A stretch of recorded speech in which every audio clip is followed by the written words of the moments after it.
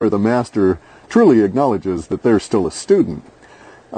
Anyway, so everybody's still on the path here, so this is a process of awakening, so welcome to the Clif School on Strategy and Tactics for Awakening Humans. What we're going to discuss today is the issue on YouTube, because it affects so many people. It does not affect me. I'll be flat out on that. I've never depended on advertising revenue from YouTube. I've made some money on it. I could not even tell you right now exactly how much it was in the past year, except that I've had to do taxes. So, recently, and that hurts. Anyway, though, but, you know, like Oscar Wilde says, I'm quite happy to pay taxes. I'd just be twice as happy to pay half as much. Anyway, so here we are.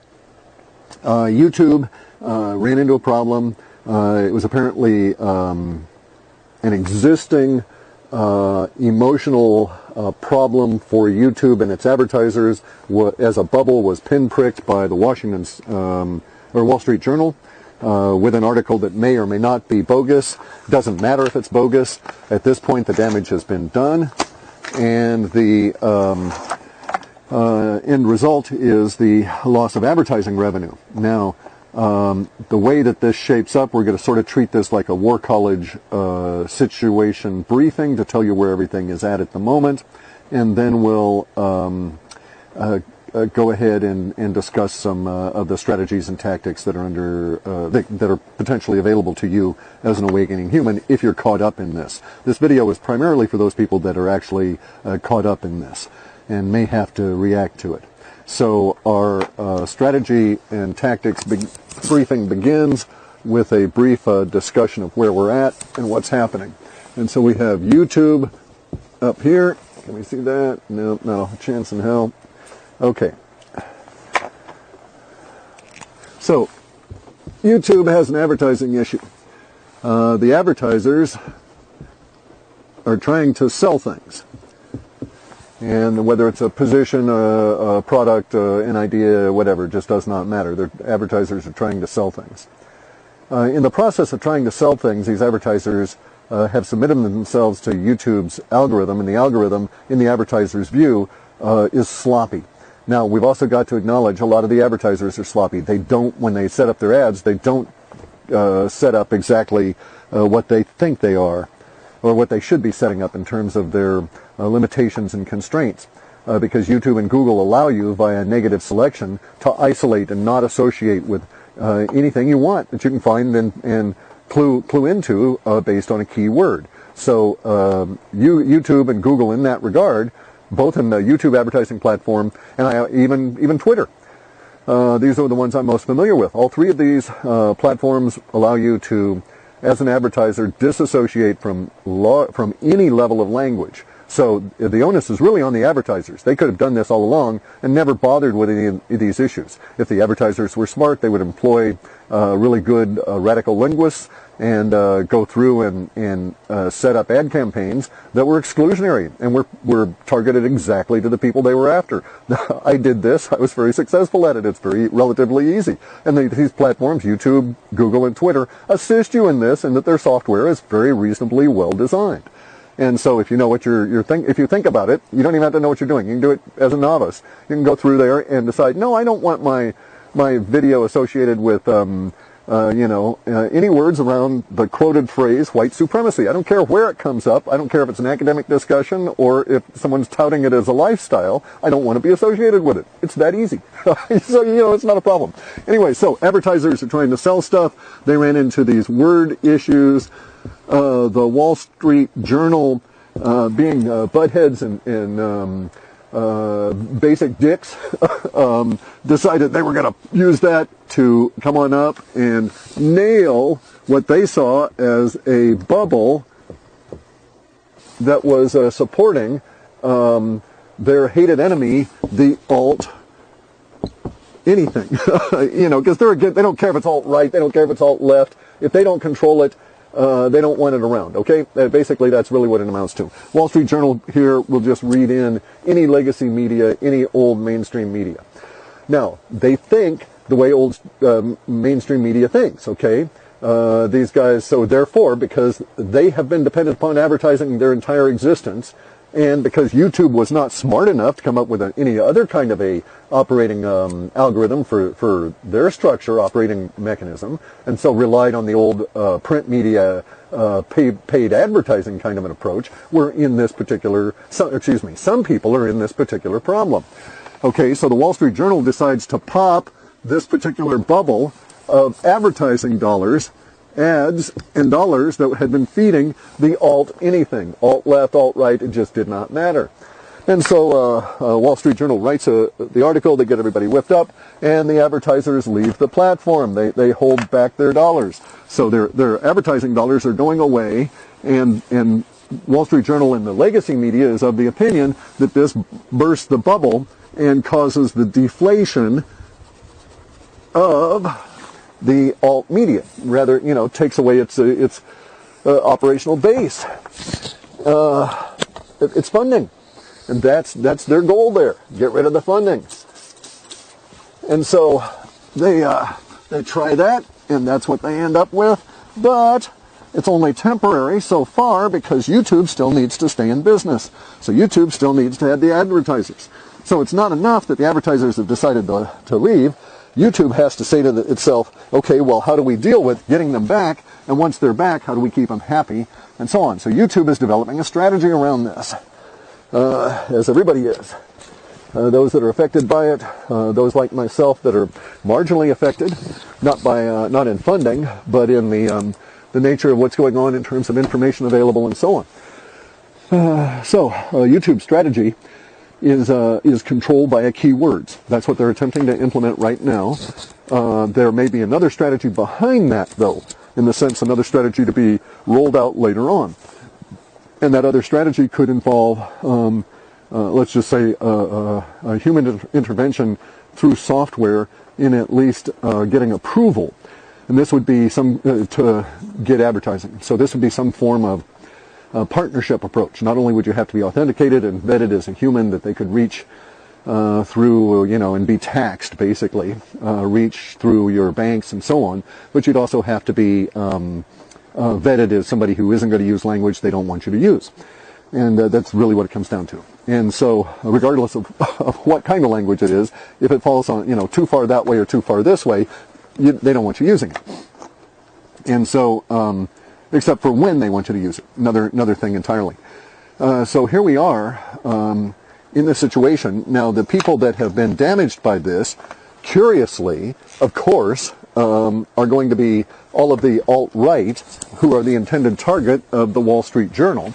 But also, we have this situation where we have that didn't work out at all.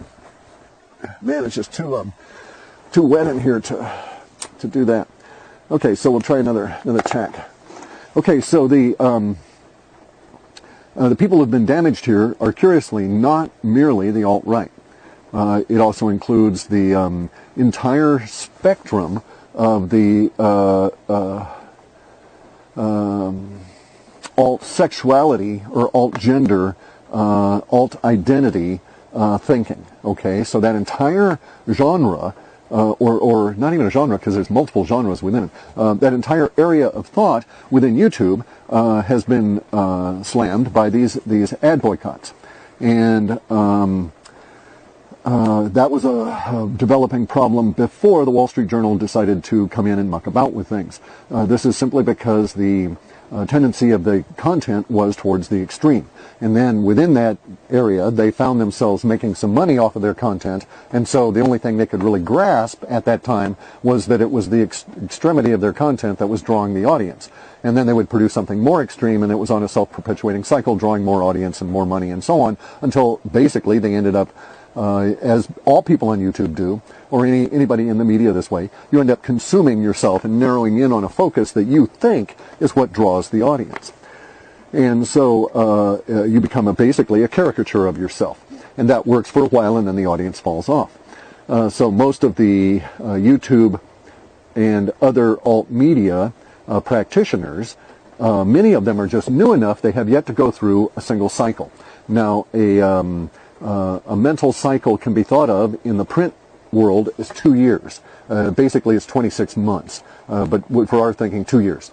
And the 2-year framework means that every 2 years you can repeat the articles you had 2 years back, mostly, entirely, completely, because nobody's going to remember them that's still reading your magazine, but also in that 2-year period of time, you've cycled through the entire readership and basically replaced all of the readers as people are drawn to it and then drop off. This is also true now of all of the people that are on YouTube. Basically content creators that had been monetizing to create a living for themselves. And so in doing so, the new media, much of it had yet to reach a natural cycle, and then this came along. The natural cycle might be for, say, the gaming sites. You may find that the gaming sites have 1 million or 2 or 3 million subscribers, but they may cycle through all of those subscribers in a very short period of time, 18 months, 16 months, a year, who knows. And by cycling through, it would be someone that subscribed to their channel and then watched very diligently, and then slowly over time became distracted, so to speak. Their attention wandered to other areas until they basically don't watch that channel anymore.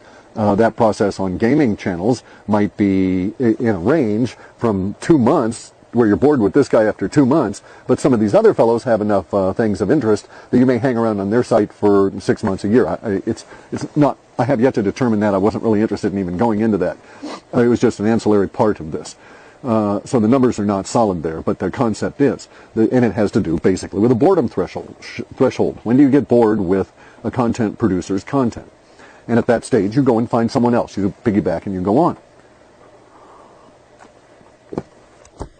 So I've talked to a number of advertisers, a number of people that work for advertisers, number of people that work in advertising for companies. So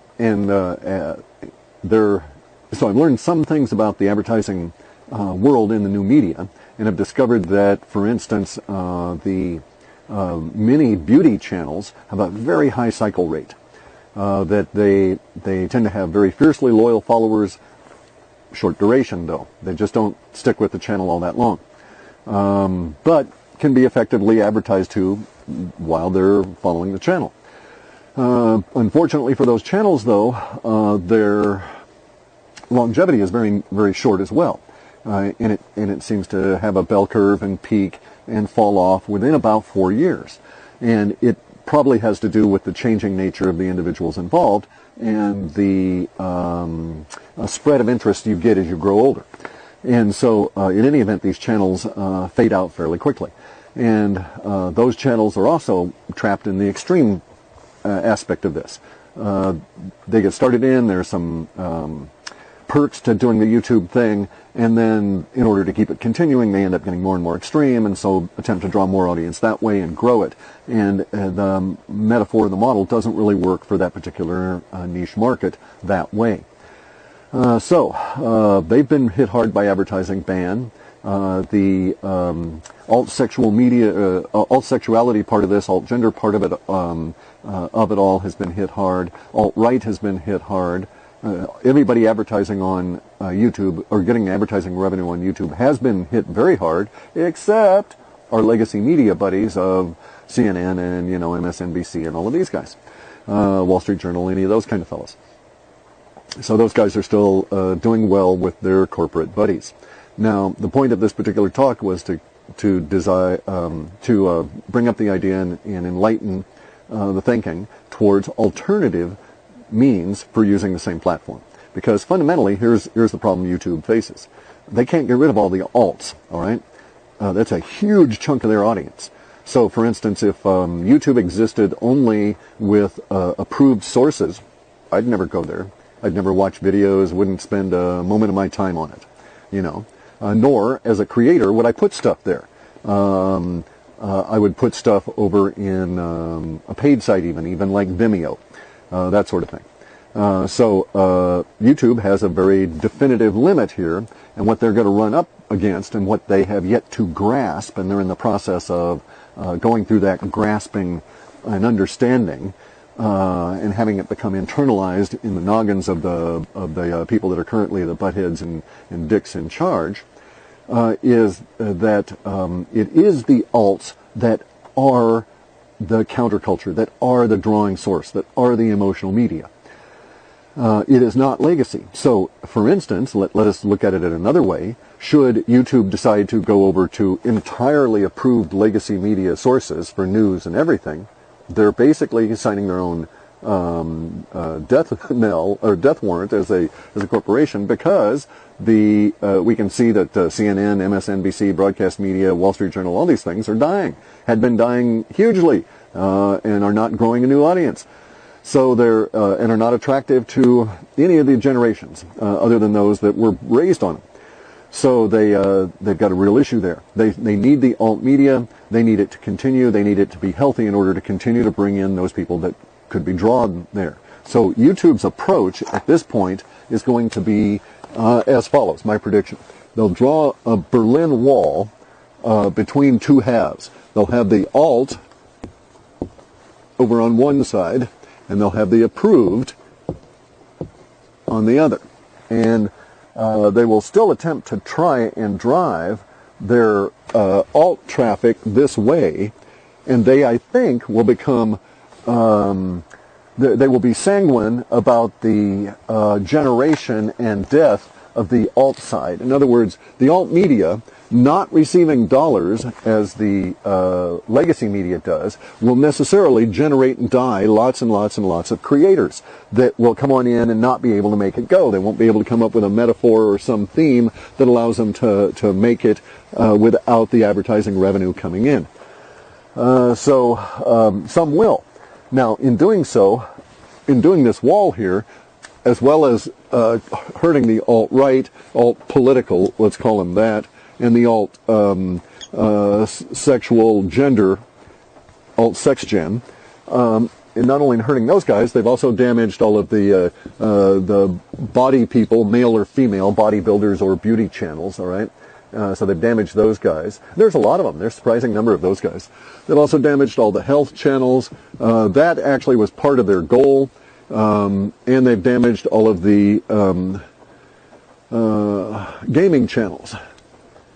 And they've also, they want to take out some of the stunts as well. That's part of the things they're trying to get rid of. Anyway, so they've got this list, and they've kind of got it segregated this way. They don't care so much about these guys, really. Oh, they just want them controlled. They don't want them gone, and they're quite happy to support them. These guys, they want gone, the alt-politicals, and the alt-sex-gen, they want under tight control. And they're going to try and use them. This is the way that they're thinking. That is to say, the powers that be. And so, if you happen to be, as I am, smack into this range right here, or I'm even worse, because I'm like seriously woo-woo here. So we'll put woo-woo way down. All right?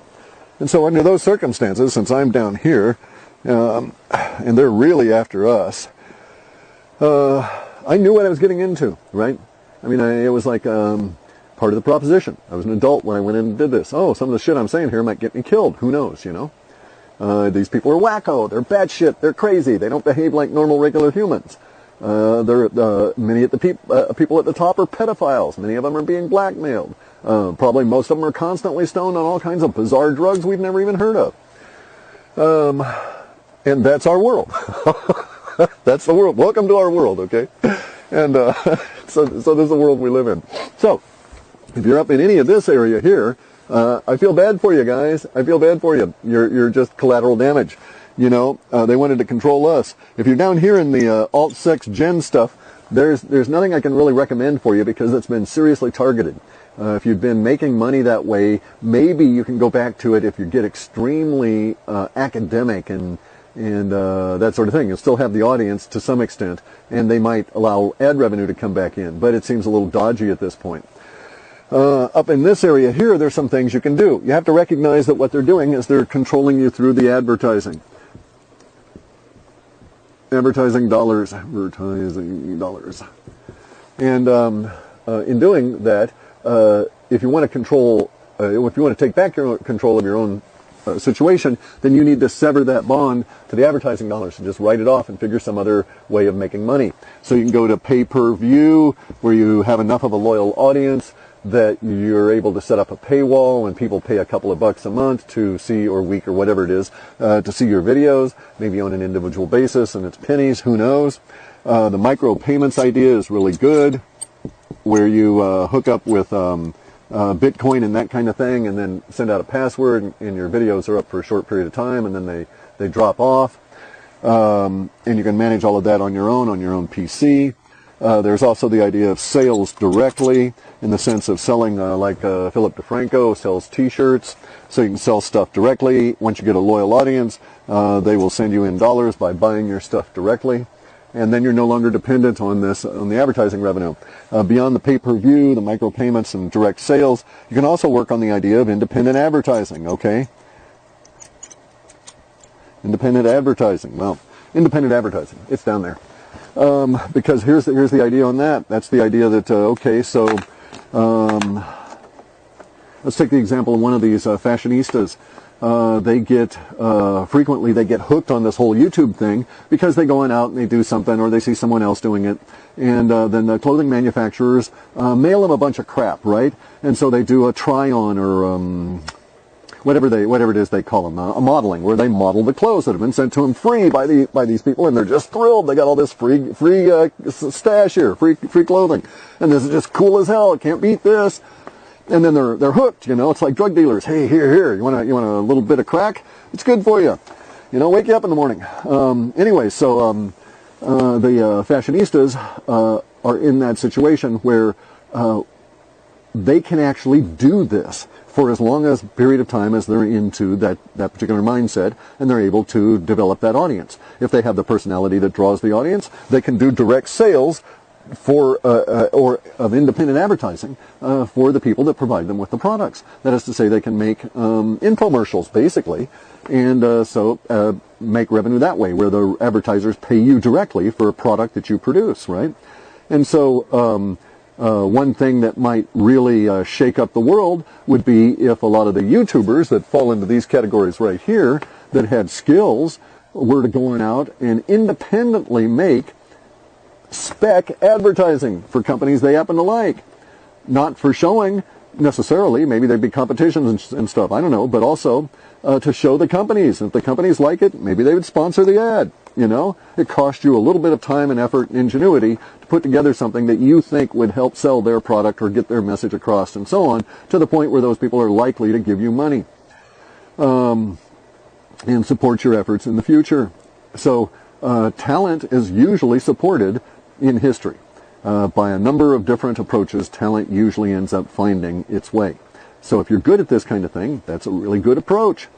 So there are other options than their advertising dollars.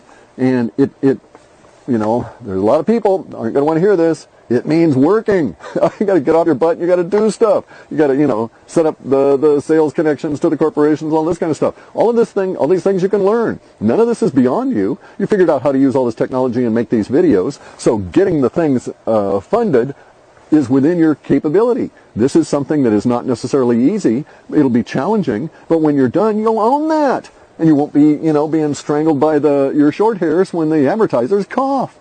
So, anyway, so that's the rant of the day. A little bit of a whiteboard thing. Remember, there are other options to YouTube's advertising in order to make money, and you still use YouTube. Now, here's the thing about YouTube. They need you. They need that audience. You'll note that a lot of the other crap they've got out there does not sustain a long-term relationship with an audience. The audiences come and go and flow through. And that's fine insofar as YouTube is concerned, because they can report millions of people are watching this kind of video and millions of people are watching that kind of video.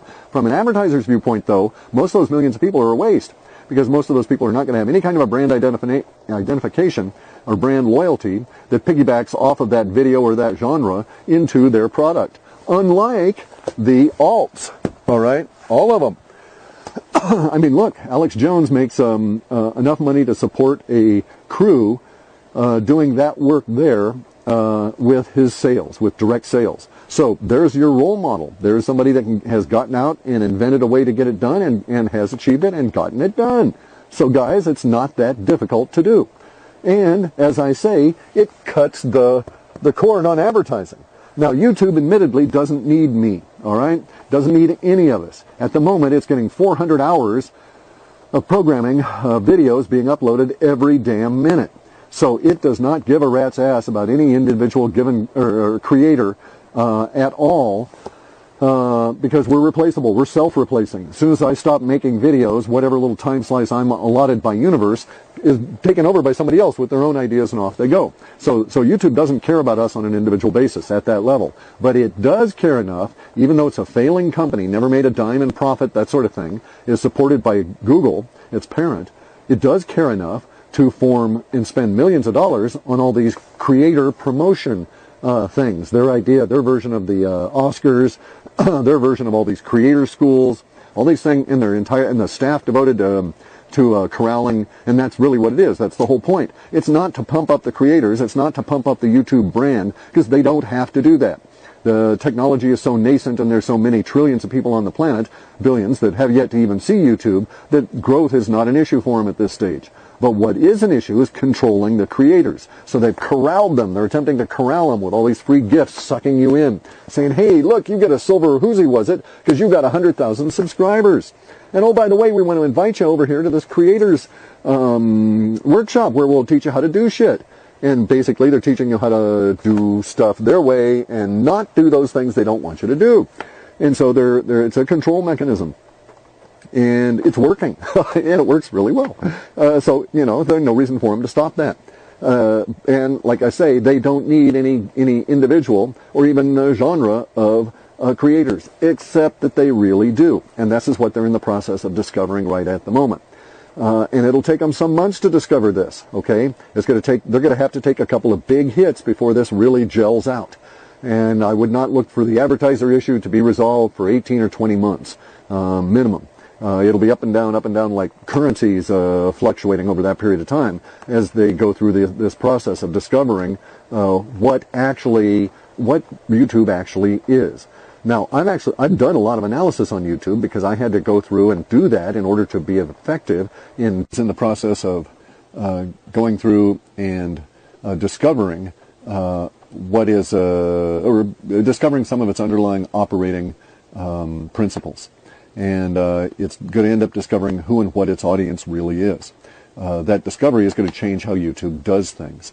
I have some vague hints about some things that YouTube probably doesn't even know about itself, because I had to run my spiders against the YouTube comments and then had to figure out how to encode context and other components that I usually seek out in the text. So I learned some things about YouTube and its audience. It was such learning that led me to my projection that, oh, well, based on YouTube alone, Trump's going to win, and he's going to win in a landslide. This was back last year, obviously.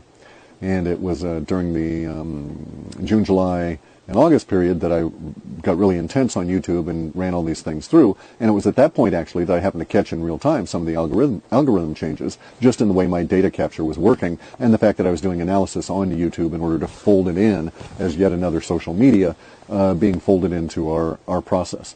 So my supposition about YouTube's understanding is that they have a view of their own business that's woefully inadequate to the reality of their business, and they're going to run into a big wall if they proceed along a certain path, because that will kill their business, basically, in terms of the growth and so on, and we'll all migrate off somewhere else.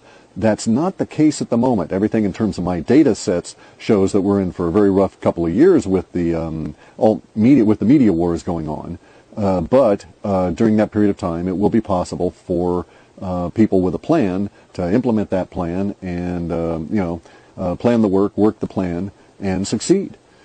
So basically, it's kind of like, well, get to it, advertising.